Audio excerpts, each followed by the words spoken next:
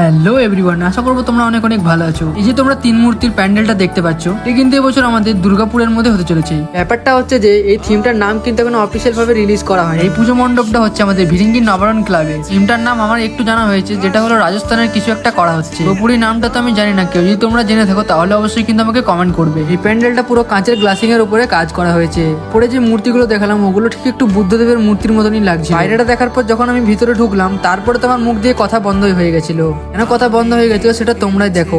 ভেতরটা এতটা পরিমাণে সুন্দর ছিল, মানে কিছু বলারই ছিল না। প্যান্ডেলটা তো এখনো পুরোপুরি কমপ্লিটই হয়নি, তার মধ্যে যখন আবার লাইটিং পড়ে যাবে কমপ্লিট হয়ে যাওয়ার পর, তখন কতটা পরিমাণে সুন্দর হবে সেটা তোমরাই কমেন্টে জানাও। যে চূড়াটা করা রয়েছে এটা কিন্তু পুরো গ্লাসিং এর মধ্যেই করা রয়েছে। আর এই প্যান্ডেলটার কিন্তু কাজ এখনো অব্দি পুরোপুরি ভাবে কমপ্লিট হয়নি। তোমরা দেখতেই পাচ্ছ এখানে মিস্ত্রিরা কিন্তু এখনো জোর কদমে কাজ করে চলেছেন। বড় বড় স্ট্যাচুগুলো তোমাদেরকে দেখালাম, সেগুলো কিন্তু সবকিছু ইনস্টল করা হবে। এখনো কিন্তু অনেক কিছু কাজ বাকি রয়েছে। পরের আপডেট পেতে চ্যানেলে চোখ রাখো।